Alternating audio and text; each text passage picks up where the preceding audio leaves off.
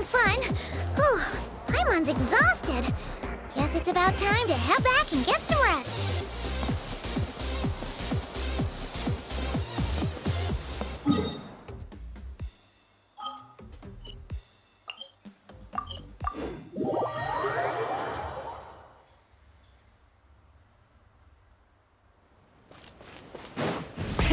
Rev the engines!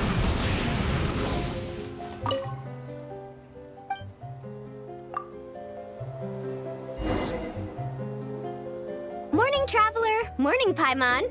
Thought I'd come over and say hi, puffer, floaters, and all. Morning, Moalani. How are you so full of energy? Weren't you the one partying the hardest last night? That was last night. I got a good night's sleep, and now I'm good as new. Here, take this. It's your prize for completing the album. I picked... Wow! Thanks, Moalani. That was so nice. When it comes to helping people, a good guide always thinks one step ahead, right? Oh, and speaking of work, I guess our vacation's almost over, huh? Probably for the best. If I don't head back soon, I'm worried my little doggy won't even remember me. And after talking to the others, it seems like everyone is just about ready to get back. Some are missing their families. Others are going through dandelion wine withdrawal, I guess. Even Chaska seems to be feeling it. Not that she'd ever admit it, but I have noticed her gazing back towards the Flower Feather clan at night. But summer's not over yet, so I say, we squeeze a few more unforgettable moments into the time we've got left. Like another group photo. Hey, how about taking one right here? After all this time, Paimon's grown kind of attached to this place. Great idea! Why don't you spruce up this wall, and I'll go gather the others. See you over at the plaza!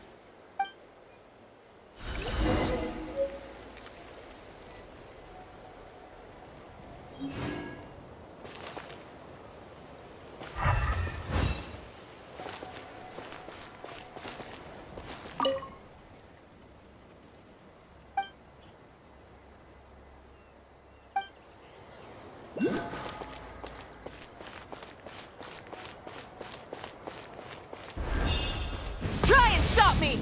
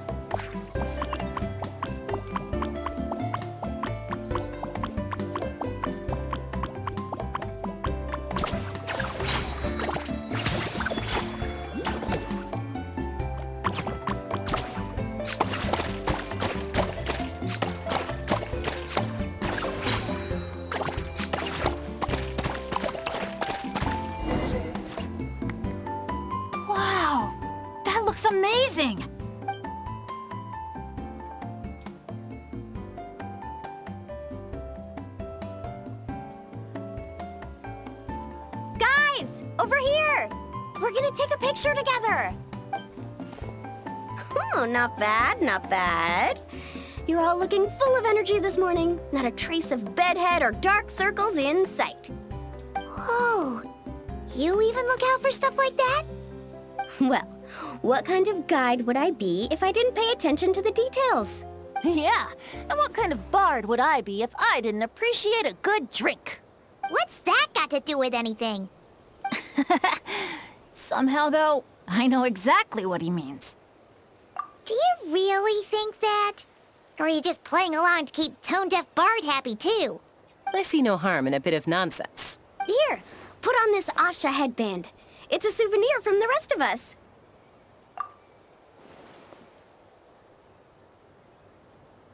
It really suits you. Alrighty then. 3, 2, 1...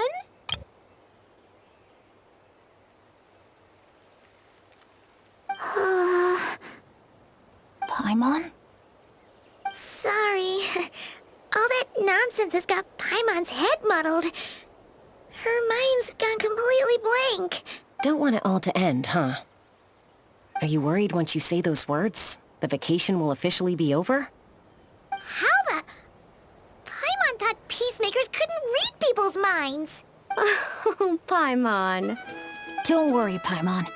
Summer's sure to come again. Just like you said when you made that wish to the Pyro Archon. Even though we'll all be going our separate ways, as long as we cherish each other's friendship, I just know that our paths will cross again. Bennett's becoming quite the talker, huh, Professor Venti?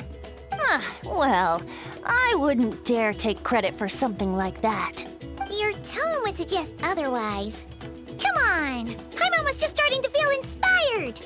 Why don't we just give it another try? Yeah, let's do it all together this time. Huh. What should we shout? Sounds good! 3, 2, 1... Lucky Star!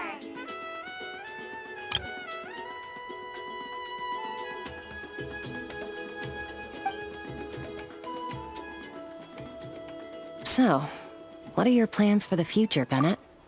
If you're having trouble deciding, you can always park it in the People of the Springs for a bit. Or however long you want, really. Thanks for the kind offer, Moalani. I actually went to see the Pyro Archon to tell her how grateful I am for everything she's done for me. She told me that the domain we entered was an abyssal simulation of the Mare Javari. It was extremely unstable, and now it's completely gone. Later, when we got on to talking about my future, she said I was more than welcome to stay here in Natlan, but also that she would respect my decision, whatever it turned out to be. And after thinking it over, long and hard, I've decided to return to Mondstadt. You miss your dads, don't you? That's definitely part of it.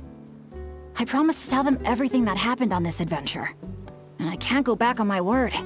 But also, when I said goodbye to my mom and dad, I promised them I'd become the most legendary adventurer in all of Teyvat someday. And no adventurer should stay in one place for too long. Bennett. What if your luck starts going downhill again the moment you leave Natlan? It's fine. The warmth and kindness I've experienced on this adventure is enough to get me through all the challenges that lie ahead. As I attempt to shape my own fate, I want to take that same kindness and pass it forward. That's something I've always believed in. Hear, hear! To our leader! To our leader, Bennett! Cheers!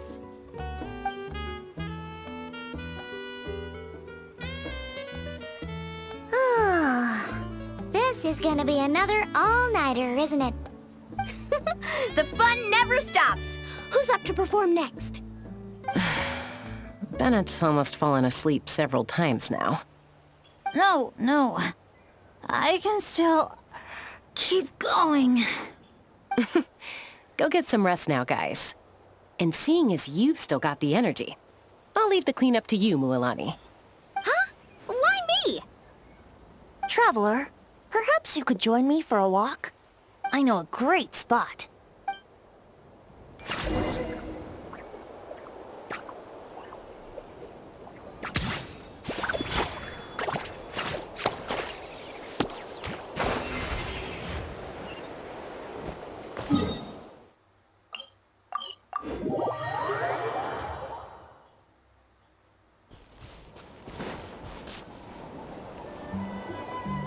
You might be tone deaf, but you sure know how to sniff out a good view.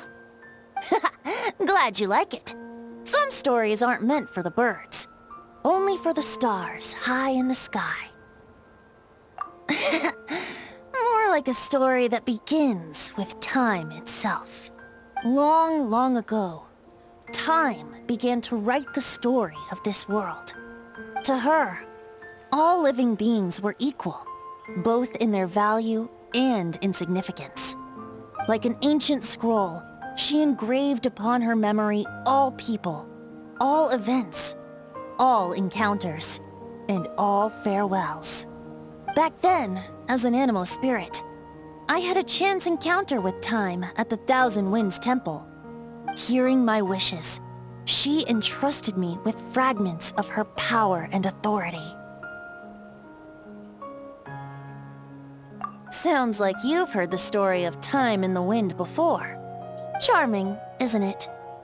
Through the memories engraved in rituals, poems, ruins, and ancient texts, the same beings she considered so insignificant have met her, time and time again. So, this is the story you wanted to share? More like the prologue. The corruption of the Mare Javari is tied to time itself. To put it another way, it is a calamity present in every moment that will ever be. Unlike time herself, I have always cherished many wishes in my heart. 500 years ago, to prevent the corruption of the Mare Javari from spreading beyond Tenochtitlan, I blew it off the timeline, turning it into the Windless Land. Oops, seems like I may have confused you. If you're asking about how the Mare Javari disappeared from Tenochtitlan 2 or 3 decades ago, there may be someone else better suited to tell that story. The Mare Javari has been the bearer of too many stories that weren't meant to be its own. I merely played a part in one of its chapters. And the choice I made 500 years ago came with a price. Some souls were unable to return to Mondstadt as a result, while others stayed to settle in this land, merging with the Monitu to become the Asha we see today. So the reason you're here in Tenochtitlan is because... Correct. I'm here to collaborate with the current Pyro Archon, Mawika. Correct again. The flame was our signal. Only by having Mawika open a rift between that space and the true Mare Javari could I sneak in and bring back all the souls who wish to return. As for my little trick of bringing back memories as well, it's not the first time I've pulled that off. Mawika also mentioned that you were planning to introduce us. Looks like I beat you to it, huh? I was glad to discover that she shares my love for fine wine and freedom. We got along great. Well, it really took it out of me for a few days. In fact, I still feel pretty dead on my feet even now. Oh, really? But, thinking of all the Aether mead and dandelion wine still left to drink, I suppose I can hang in there a little longer. You don't look that tired to Paimon. So, don't think you can just pull out that little excuse and we'll suddenly foot all your bills. Oh, how you wound me, Paimon. You'll hook me up with some good liquor, won't you, traveler? I suppose... to protect Mondstadt, and that everyone who wishes to stay there has the freedom to choose their own path.